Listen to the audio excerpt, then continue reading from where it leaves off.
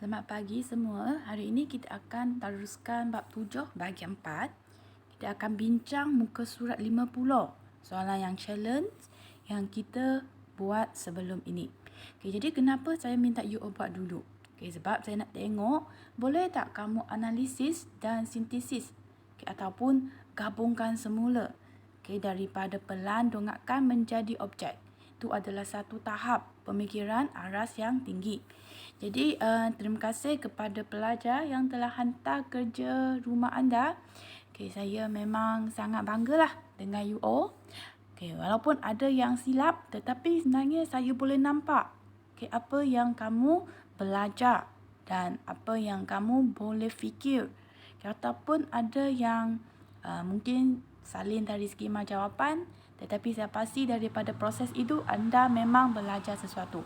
Jadi hari ini kita akan belajar step by step macam mana kita nak gabungkan semua pelan dan dongakkan ini menjadi satu objek yang lengkap.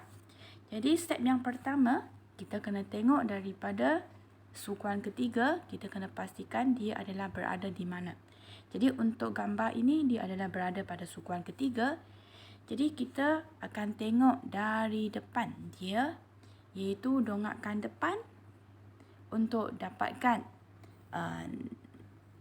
step pertama untuk satah apa yang kita nak lukis.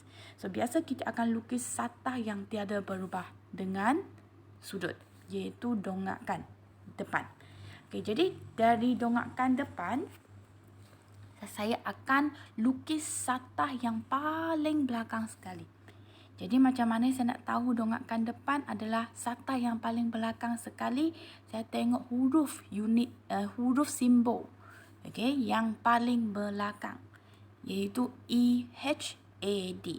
Jadi ED 4 cm, DA 4 tambah 1 5 cm.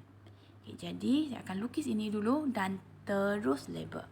Kenapa saya nak terus label? Sebab di setiap sisi ataupun garisan itu adalah maklumat untuk saya untuk cari lagi satu garis untuk menjadi another satah. Sama ada satah mengufuk, satah mencancang ataupun satah condong. Okay, jadi sekarang kita akan tengok macam mana kita nak cari lagi satu satah. Okay, cuba tengok di sini GH dengan BA. Apa yang kita tahu? Kita tahu kalau dari dongakkan depan, G dan H adalah bertindih. Satu di depan, satu di belakang. Okay, H di belakang, G di depan. Sama juga B dan A. Cuma saya tak pasti apakah jarak mereka. Jadi, saya boleh tengok daripada pelan. Cuba tengok di sini, GH telah dipecahkan. Okay. G di bawah, H di atas. Jadi kita tahu GH yang bertindih di sini, G di depan, and then dia 3 cm. Jarak dia untuk dapatkan H di belakang. Jadi ada dua garis yang kita boleh dapat, HG dan AB. Okay, kalau dari pelan, AB di bawah, HG di atas. Dengan beza jarak antara dua titik ini ialah sebanyak 3 cm. Jadi untuk lukis pelan, okay, kita kena sengitkan sikit. Jadi sini dua garis. Okay, kita boleh sambung GH dan BA. Ini kita gabungkan GB, kita boleh dapat satu satah yang baru. Satah mencancang juga. Okay, kemudian kita tengok GD pula. Okay, kita akan sambung step by step. Kembangkan step by step. Okay, kita tahu ED. Okay, ED didongakkan depan. Kalau dia sambung dengan dongakkan sisi, okay, adalah ED ini.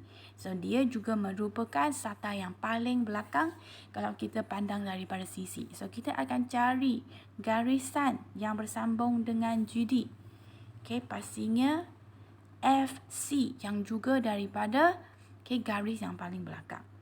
Jadi, apakah jarak FC daripada ED kat sini adalah 3 cm.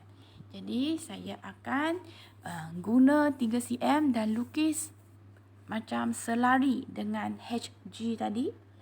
Jadi 3 cm. Okey, so saya akan dapatlah FC. Satu lagi satah. Okey, kemudian kita cuba tengok FG dengan CD macam boleh gabung je kan? Kita tengok adakah dia adalah satah yang bertindih dengan EHAD. Okey, ini adakah boleh jadi satu satah dan bertindih dengan ini? Cuba tengok daripada dongakkan depan. Okey, tadi EHAD adalah satah paling belakang. FG, BC. Kita tengok simbol yang kedua adalah satah yang kedua. Jadi ini adalah boleh gabung.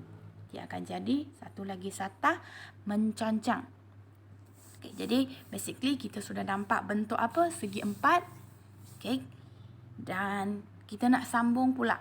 Kembangkan. Cuba tengok pelan. Kita sudah dapatkan ini. Okay. 5 kali 3. Okay. 5 kali 3.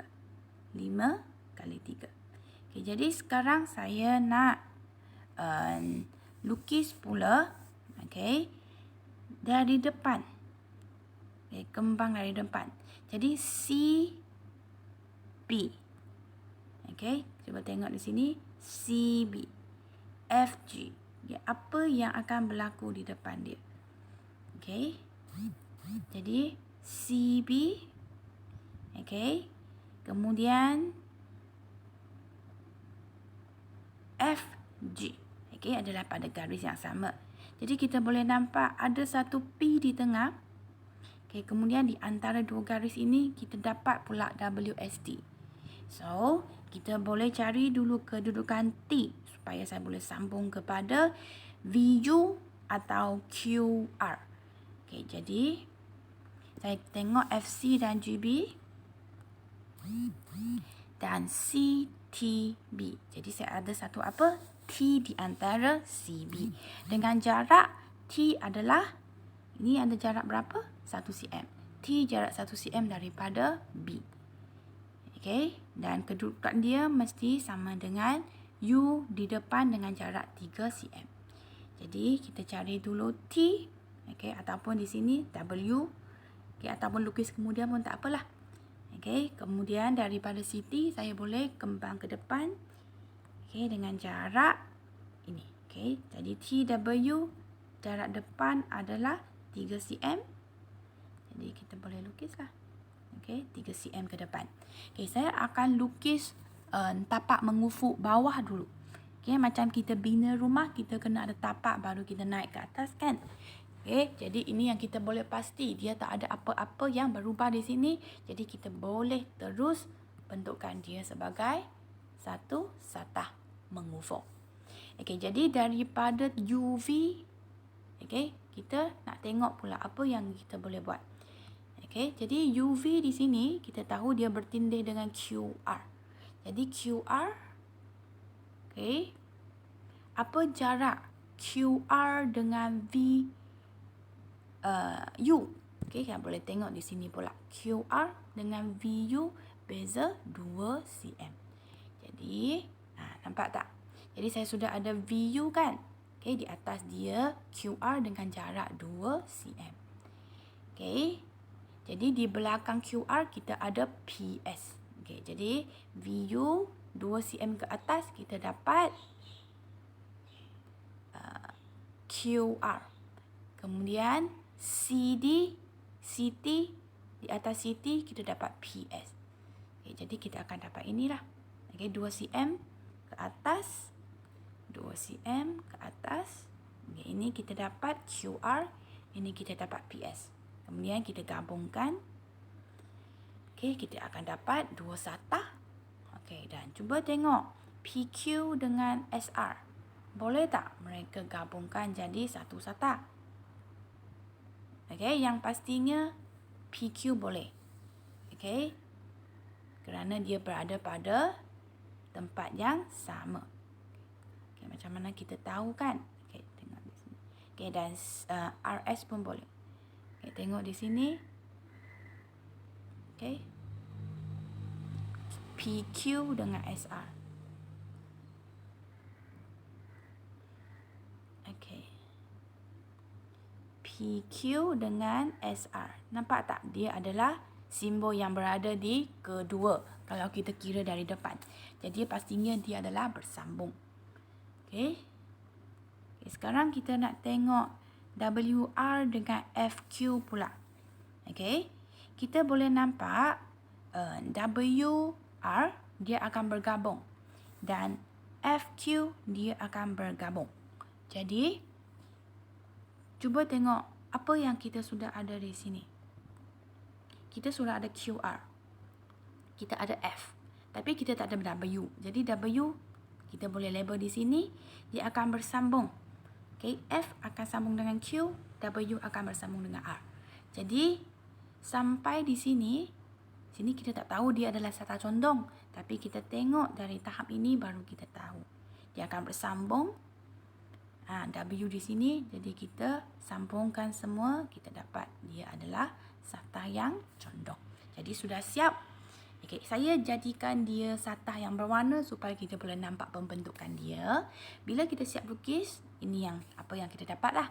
Dan kemudian kita akan buangkan ataupun tukarkan garis yang berada di dalam bahagian yang tersembunyi kepada garis terputus-putus. Jadi antaranya okay, DA, CB, PS, PQ, V, C, D, FC, ED. Okay, jadi ini adalah hasil kita. Itu step dia. Mesti daripada satu satah kepada satu satah. Bila kita dah siap lukis satu satah, terus label. Okay. Kita tengok muka surat 51 dulu. Okay, saya sudah nampak kebanyakan pelajar boleh buat. Okay, tapi ada sedikit detail yang mesti kita kena ingat. Yang pertama, kita mesti lukis sudut dengan tepat sekali. Kena ukur tepat sekali. Kemudian kita label pelan dulu di bawah. Kemudian di atas pelan dongakkan atas. Yang last ialah dongakkan sisi. Itu adalah step yang kita lukis juga. Kita akan lukis pelan dulu. Untuk mendapatkan satu lukisan yang cantik, cuba tengok di sini. Pastikan garis setiap sisi adalah mempunyai jarak yang sama daripada paksi. Katakan ini jarak dengan paksi X adalah 1 cm. Jadi ini dengan paksi Y pun 1 cm. You akan dapat satu segi empat sama yang comel di tengah. Bila kita siap semua, kita akan dapat segi empat sama yang comel di sini.